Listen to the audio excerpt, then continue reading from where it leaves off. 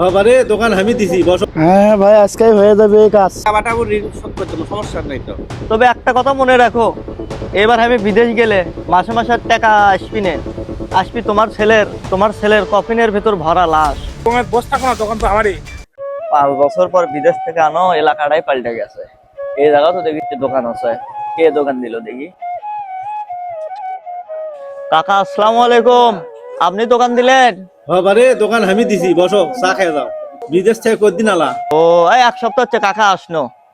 তো ইয়ে করেন, আমাগুলো খালি দোকানে যারা আছে সেগুলি কি চা দেন, একটা একটা চা দেন আপনি। আসসালামু আলাইকুম ভাই, চা খাও। কিরে বিদেশ থেকে কতদিন আলু? আচ্ছা আসলাম, 1 সপ্তাহ হচ্ছে। তোর বিদেশ যায় তো কোনো খবরই নাই রে। চা না কম করে মাংস খিলে, গাড়িও তো কিনছু দেখছি 2 লাখ টাকা দামে। হ কেন গাড়ি কেন? বিদেশ যাওয়ার আগে যে আমার নিয়ে 4 লাখ টাকা লিয়ে গেছিল, আজ 5 বছর হচ্ছে, সেই টাকা দেবো কতদিন তুই? বিদেশ যাওয়ার পর তো তোর খবরই পাওয়া যায় না। কি কও তুমি? আমি তো বিদেশ যে সর্বপ্রথম তো আমি মাসে মাসে টাকা পাঠাচ্ছি তোমার টাকা পরিশোধ করে দেওয়ার জন্য। আমার বাবার কাছে আমি ঠিকই টাকা পাঠাচ্ছি, তোমার টাকা দেয়নি মানে? ওল্লা নাটক বাদ দে, তোরা তোর বাপের মেলা নাটক দেখছি। অত নাটক শোনার টাইম নাই। তুই ভালো মানুষের লাগানতি 1 সপ্তাহের মধ্যে টাকা দিব, আমি জানি না। তুই গাড়ি দিয়ে যা, টাকা দিয়ে গাড়ি নিয়ে যাবো।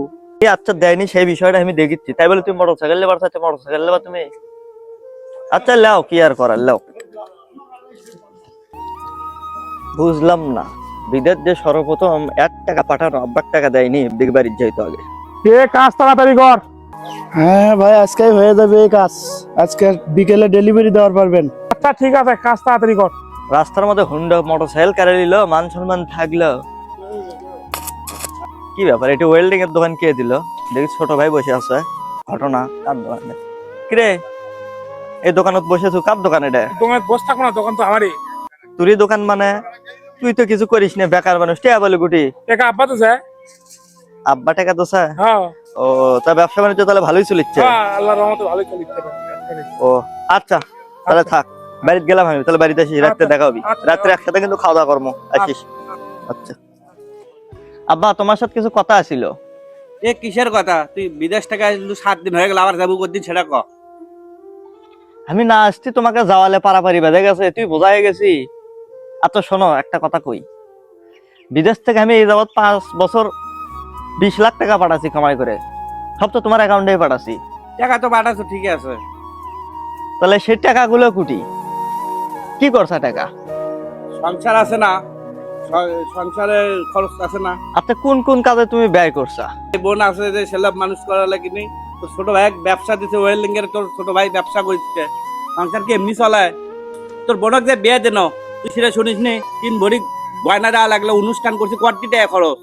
কি করলা তুমি? আমার ছোট বোনক বিয়ে দেছা, দেখো আমার টাকাতে সবকিছু করছে, আমাকে তো একটা কথাও কওনি। তারপরে তো এই যে ও যে উত্তু ছাড়া অল্পরে তোর টাকাতে জায়গা কিনছি, তোর ছোট ভাই যে দোকান দিয়ে দিছি, সেই দোকানত করতে যাতে সমস্যা হয়, গাড়ি ঘুরে ঠিক মতো পায় না, তাকে একটা মোটর সাইকেল কিনে দেন। ছোট ভাই ব্যবসা দিয়ে দেছা, তুমি আমার টাকা যাচ্ছে দেছা করে খাচ্ছে, খাক। ওটি জমি কিনছে আচ্ছা তাও ভালো, ছোট ভাই মোটরসাইকেল কিনে দিচ্ছে, তাও আমার কোনো আপত্তি নেই, সমস্যা নেই। তাহলে আমি বিদেশ যাওয়ার আগে যে 4 লাখ টাকা যে ঋণ করছিল আমি, সে ঋণ করে যে গেছি, তোমাকে যে সর্বপ্রথম মাসে মাসে টাকা পাঠাচ্ছি, আর তোমাকে যে কইছি এই ঋণের টাকাগুলো শোধ করো, তুমি এগুলো শোধ না করে তুমি আগে এগুলো করছা, ঋণের টাকা শোধ করো নি। আজকে রাস্তার মধ্যে ধরে আমার মোটরসাইকেল কেড়ে নিল। এ ঋণ শোধ করে নি, সমস্যা কি? ঋণ এবার তুই বিদেশ যাবো, বিদেশ যাওয়ার পরে টাকা পাঠাবো, ঋণ শোধ করে দেবো, সমস্যা নাই তো। হ্যাঁ বাবা তুমি ঠিকই কছা, বিদেশ যাবার আমি ঋণ শোধ করে দেবো। হ্যাঁ বিদেশ যাই, তবে একটা কথা মনে রাখো, এবার আমি বিদেশ গেলে মাসে মাসে আর টাকা আসবি না। আসবি তোমার ছেলের কফিনের ভেতর ভরা লাশ।